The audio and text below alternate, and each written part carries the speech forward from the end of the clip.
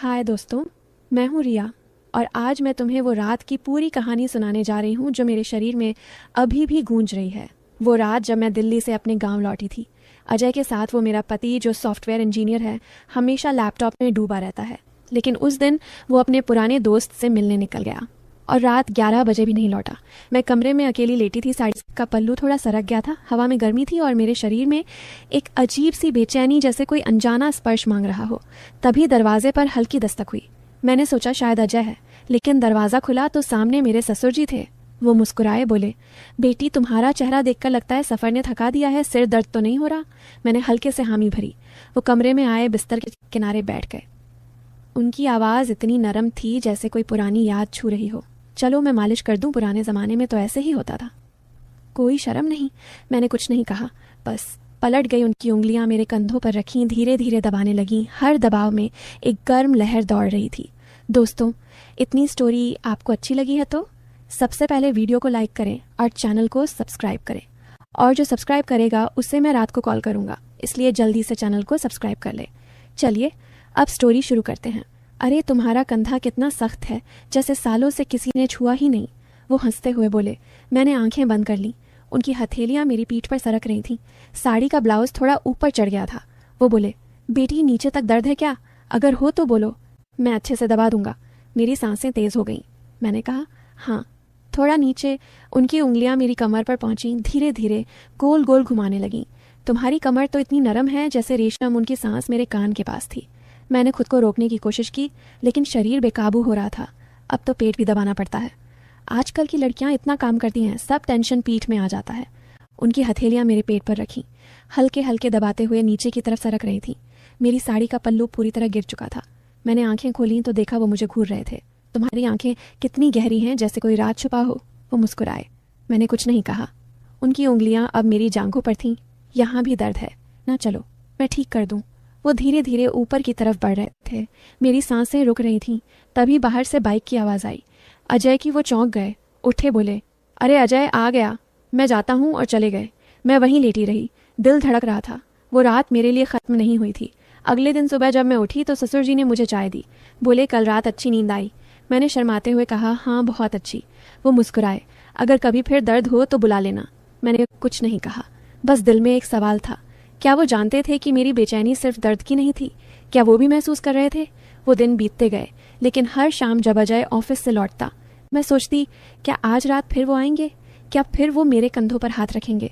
क्या फिर वो मेरी कमर को ऐसे दबाएंगे जैसे कोई गुप्त वादा हो रहा हो? मैंने खुद से कहा, रिया ये गलत है, ये तुम्हारा ससुर है। लेकिन फिर भी जब वो घर में होते, उनकी नज़रें मुझ पर टिक जाती तो मेरी सांसें थम जाती। एक शाम मैं किचन में थी। साड़ी का पल्लू मेरे कंधे से सरक रहा था। वो पीछे से आए, बोले, बेटी आज फिर थक गई लगती हो। मैंने मुड़कर देखा। उनकी आंखों में वही गर्माहट थी। मैंने कहा, हाँ थोड़ी सी। वो बोले, चलो मैं मदद कर दूं, और मेरे पीछे खड़े हो गए। उनकी हथेलियां मेरे कंधों पर फिर से थीं। इस बार वो और धीरे दबा रहे थे, जैसे हर दबाव में कोई कहानी लिख रहे हों। तुम्हारी त्वचा कितनी मुलायम है, जैसे कोई फूल हो। मैंने कुछ नहीं कहा, बस अपनी सांसें संभाल रही थी। उनकी उंगलियां मेरी गर्दन पर सरकीं, फिर धीरे से मेरे बालों में उलझीं। तुम्हारे बाल भी कितने सुंदर हैं, जैसे रेशम की लहरें। मैंने आंखें बंद कर लीं। उनकी सांसें मेरी गर्दन पर पड़ रही थीं, गर्म और भारी। वो बोले, बेटी अगर तुम्हें अच्छा लगे तो मैं रोज़ कर सकता हूँ। मैंने कहा, नहीं नहीं ये ठीक नहीं है, लेकिन मेरी आवाज़ काँप रही थी। वो हंस पड़े। अरे शर्माती हो क्या? मैं तो बस मदद कर रहा हूँ। उनकी हथेलियां अब मेरी बाहों पर थीं, धीरे धीरे ऊपर नीचे सरक रही थीं, जैसे कोई नदी बह रही हो। मैंने खुद को रोकने की कोशिश की, लेकिन मेरी जांघें कांप रही थीं। दोस्तों, इतनी स्टोरी आपको अच्छी लगी है तो सबसे पहले वीडियो को लाइक करें, चैनल को सब्सक्राइब करें। चलिए स्टोरी शुरू करते हैं। वो बोले, तुम्हारी सांसें तेज़ हो रही हैं, क्या दर्द ज़्यादा है? मैंने कहा, नहीं बस गर्मी है। वो बोले, तो चलो मैं ठंडक दे दूँ। और उनकी उंगलियां मेरी कमर पर फिर से पहुंची। इस बार वो और गहराई तक दबा रहे थे, जैसे कोई छुपा हुआ तार छेड़ रहे हों। मैंने कहा, बस कर दीजिए। वो बोले, अभी तो शुरुआत है बेटी, अभी तो बहुत कुछ बाकी है। तभी अजय की आवाज़ आई, रिया चाय मिली। मैंने झटके से खुद को अलग किया। वो मुस्कुराते हुए चले गए, लेकिन उनकी आंखों में वो चमक थी, जैसे कोई वादा हो। उस रात मैं सो नहीं पाई। मैं सोचती रही, क्या मैं गलत हूँ? क्या वो जानबूझकर ऐसा कर रहे हैं?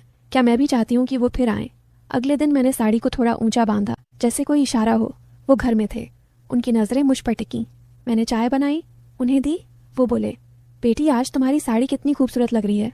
मैंने शर्माकर मुस्कुराई। वो बोले, चलो आज भी मालिश कर दूं। मैंने कहा, नहीं आज नहीं, लेकिन मेरी आंखें कह रही थीं हाँ। वो बोले, क्यों डर रही हो? मैं तो बस तुम्हारी देखभाल कर रहा हूँ। मैंने कहा, ठीक है। लेकिन सिर्फ कंधे तक वो मुस्कुराए और मेरे पीछे आ गए। इस बार उनकी उंगलियां और धीरे धीरे चल रही थीं जैसे कोई गाना बज रहा हो। मैंने आंखें बंद कर लीं। उनकी हथेलियां मेरी पीठ पर थीं, फिर कमर पर, फिर जांघों पर। वो बोले, तुम्हारी जांघें कितनी मजबूत हैं, जैसे कोई मूर्ति हो। मैंने कुछ नहीं कहा, बस महसूस कर रही थी। उनकी गर्माहट मेरी त्वचा में घुल रही थी। वो बोले, अगर तुम्हें अच्छा लगे तो मैं नीचे तक कर सकता हूँ। मैंने कहा, नहीं नहीं, लेकिन मेरी आवाज़ में कोई दम नहीं था। वो बोले, फिर भी मैं कर दूंगा, बस थोड़ा सा। और उनकी उंगलियां मेरी जांघों के अंदरूनी हिस्से पर पहुंची, धीरे धीरे दबा रही थीं जैसे कोई राज खोल रही हूँ। मैंने सांस रोकी। वो बोले, तुम्हारी सांसें कितनी तेज़ हैं, क्या तुम्हें भी अच्छा लग रहा है? मैंने कुछ नहीं कहा, बस अपनी आंखें बंद रखीं। वो बोले, बेटी मैं जानता हूँ तुम्हें क्या चाहिए। मैंने कहा, नहीं आप गलत समझ रहे हैं। लेकिन मेरी आवाज़ कांप रही थी। वो हंस पड़े, अरे बेटी मैं पुराना आदमी हूँ लेकिन दिल तो जवान है। उनकी उंगलियां अब मेरी कमर के नीचे सरक रही थीं जैसे कोई लहर उठ रही हो। मैंने खुद को रोक लिया, बोला, बस हो गया। वो बोले, अभी तो बहुत कुछ बाकी है। मैंने कहा, नहीं अब नहीं। वो उठे, बोले, ठीक है, लेकिन याद रखना मैं हमेशा तैयार हूँ। और चले गए। मैं वहीं खड़ी रही। मेरी सांसें अभी भी तेज़ थीं। मैं सोच रही थी, क्या मैं सच में चाहती हूँ कि वो फिर आएं? क्या मैं सच में उनकी उंगलियों को फिर महसूस करना चाहती हूँ? अगले कुछ दिन ऐसे ही बीते। हर बार वो कोई बहाना बनाकर मेरे पास आ जाते, कभी चाय देते, कभी पानी देते, और हर बार उनकी नज़रें मेरे शरीर पर टिक जाती। मैं भी अब उनकी नज़रों से बचने की कोशिश नहीं करती थी। मैं साड़ी को थोड़ा ढीला रखती, जैसे कोई इशारा हो। एक रात अजय फिर दोस्त के पास गया। मैं कमरे में लेटी थी, दरवाज़ा खुला। वो आए, बोले, बेटी आज फिर अकेली हो? मैंने कहा, हाँ। वो बोले, तो चलो आज पूरी मालिश कर दूं। मैंने कहा, नहीं आज नहीं। लेकिन वो मेरे पास आ गए। उनकी हथेलियां मेरे कंधों पर थीं, फिर पीठ पर, फिर कमर पर, फिर जांघों पर।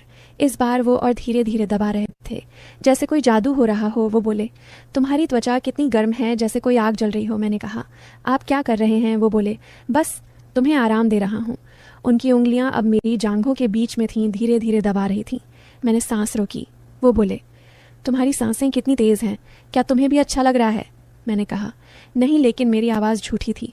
वो बोले, झूठ मत बोलो बेटी, मैं जानता हूँ तुम क्या चाहती हो। उनकी उंगलियां और गहराई में सरक रही थीं जैसे कोई गुप्त जगह ढूंढ रही हो। मैंने खुद को रोकने की कोशिश की, लेकिन शरीर नहीं मान रहा था। वो बोले, बस थोड़ा और। मैंने कहा, नहीं, लेकिन मेरी आवाज़ में कोई ताकत नहीं थी। वो बोले, तुम्हारी आंखें बंद हैं, तुम्हारी सांसें तेज़ हैं, तुम्हारा शरीर कांप रहा है, क्या ये सब दर्द है? मैंने कुछ नहीं कहा, बस महसूस कर रही थी। उनकी गर्माहट मेरे अंदर घुस रही थी। वो बोले, बेटी मैं तुम्हें वो खुशी दूंगा जो अजय नहीं दे पाता। मैंने कहा, नहीं। वो बोले, क्यों नहीं? मैंने कहा, क्योंकि ये गलत है। वो बोले, गलत क्या है? बस एक स्पर्श है, बस एक गर्माहट है। मैंने कहा, लेकिन मैं आपकी बहू हूँ। वो बोले, और मैं तुम्हारा ससुर हूँ, लेकिन रात में सब भूल जाते हैं। उनकी उंगलियाँ अब मेरी कमर के नीचे थीं, धीरे धीरे सरक रही थी। मैंने आंखें खोली और देखा वो मुझे देख रहे थे। उनकी आंखों में आग थी। वो बोले, बेटी अगर तुम चाहो तो मैं रुक सकता हूँ। मैंने कहा, रुकिए, लेकिन मेरी आवाज़ में कोई विश्वास नहीं था। वो बोले, तो फिर मैं जारी रखूँ? मैंने कुछ नहीं कहा, बस अपनी सांसें संभाल रही थीं। उनकी उंगलियां अब मेरी त्वचा पर नाच रही थीं जैसे कोई गाना बज रहा हो। मैंने खुद को छोड़ दिया, उनकी गर्माहट में डूब गई। वो बोले, बेटी तुम कितनी सुंदर हो, तुम्हारा शरीर कितना नरम है, जैसे कोई फूल हो। मैंने कहा, बस कर दीजिए, लेकिन मेरी आवाज़ में कोई दम नहीं था। वो बोले, अभी तो बहुत कुछ बाकी है। उनकी उंगलियां अब मेरे सबसे नाजुक हिस्से पर थीं, धीरे धीरे दबा रही थीं। मैंने सांस रोकी। वो बोले, तुम्हारी सांसें कितनी तेज़ हैं, क्या तुम्हें भी अच्छा लग रहा है? मैंने कहा, हाँ। वो बोले, तो फिर मैं जारी रखूं? मैंने कुछ नहीं कहा, बस अपनी आंखें बंद कर लीं। उनकी उंगलियां अब मेरे अंदर की गहराई तक पहुंच रही थीं, जैसे कोई राज खोल रही हों। मैंने खुद को छोड़ दिया, उनकी गर्माहट में डूब गई। वो बोले, बेटी अब तुम मेरी हो। मैंने कहा, नहीं, लेकिन मेरी आवाज़ में कोई ताकत नहीं थी। वो बोले, हाँ तुम मेरी हो। मैंने कुछ नहीं कहा, बस महसूस कर रही थी। उनकी उंगलियां मेरे अंदर की हर जगह को छू रही थीं जैसे कोई जादू हो रहा हो। वो बोले, बेटी अब तुम्हें वो खुशी मिलेगी जो तुम्हें सालों से नहीं मिली। मैंने कहा, बस कर दीजिए, लेकिन मेरी आवाज़ में कोई दम नहीं था। वो बोले, अभी तो शुरुआत है। उनकी उंगलियां अब और तेज़ हो गईं जैसे कोई तूफान आ रहा हो। मैंने सांस रोकी। वो बोले, बेटी तुम्हारा शरीर कितना गर्म है, जैसे कोई आग जल रही हो। मैंने कहा, बस हो गया। वो बोले, अभी नहीं, अभी तो बहुत कुछ बाकी है। उनकी उंगलियां अब मेरे सबसे संवेदनशील हिस्से पर थीं, धीरे धीरे दबा रही थी। मैंने खुद को छोड़ दिया, उनकी गर्माहट में डूब गई। वो बोले, बेटी अब तुम मेरी हो। मैंने कुछ नहीं कहा, बस अपनी सांसें संभाल रही थी। उनकी उंगलियां अब मेरे अंदर की हर जगह को छू रही थीं, जैसे कोई गाना बज रहा हो। मैंने खुद को छोड़ दिया, उनकी गर्माहट में डूब गई। वो बोले, बेटी अब तुम्हें वो खुशी मिलेगी जो तुम्हें सालों से नहीं मिली। मैंने कहा, हाँ। वो बोले, तो फिर मैं जारी रखूं? मैंने कुछ नहीं कहा, बस अपनी आंखें बंद कर लीं। उनकी उंगलियां अब मेरे अंदर की गहराई तक पहुंच रही थीं, जैसे कोई राज खोल रही हो। मैंने खुद को छोड़ दिया, उनकी गर्माहट में डूब गई। वो बोले, बेटी अब तुम मेरी हो। मैंने कुछ नहीं कहा, बस महसूस कर रही थी। उनकी उंगलियां मेरे अंदर की हर जगह को छू रही थीं, जैसे कोई जादू हो रहा हो। वो बोले, बेटी अब तुम्हें वो खुशी मिलेगी जो तुम्हें सालों से नहीं मिली। मैंने कहा, हाँ। वो बोले, तो फिर मैं जारी रखूं? मैंने कुछ नहीं कहा, बस अपनी आंखें बंद कर लीं। उनकी उंगलियां अब मेरे अंदर की गहराई तक पहुंच रही थीं, जैसे कोई राज खोल रही हों। मैंने खुद को छोड़ दिया, उनकी गर्माहट में डूब गई। वो बोले, बेटी अब तुम मेरी हो।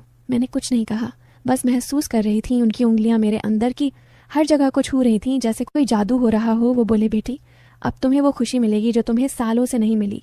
मैंने कहा, हाँ। वो बोले, तो फिर मैं जारी रखूं? मैंने कुछ नहीं कहा, बस अपनी आंखें बंद कर लीं। उनकी उंगलियां अब मेरे अंदर की गहराई तक पहुंच रही थीं, जैसे कोई राज खोल रही हो। मैंने खुद को छोड़ दिया, उनकी गर्माहट में डूब गई। वो बोले, बेटी अब तुम मेरी हो।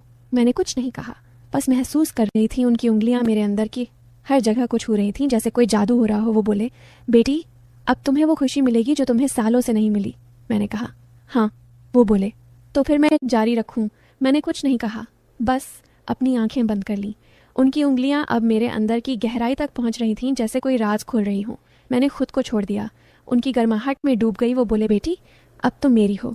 मैंने कुछ नहीं कहा, बस महसूस कर रही थी। उनकी उंगलियां मेरे अंदर की हर जगह को छू रही थीं, जैसे कोई जादू हो रहा हो। वो बोले, बेटी अब तुम्हें वो खुशी मिलेगी जो तुम्हें सालों से नहीं मिली। मैंने कहा, हाँ। वो बोले, तो फिर मैं जारी रखूं? मैंने कुछ दोस्तों, इसके अगले पार्ट आप देखना चाहते हैं तो कमेंट में पार्ट 2 लिख दें और वीडियो को लाइक करके चैनल पर सब्सक्राइब कर दें, इससे नेक्स्ट पार्ट जल्दी आएगा।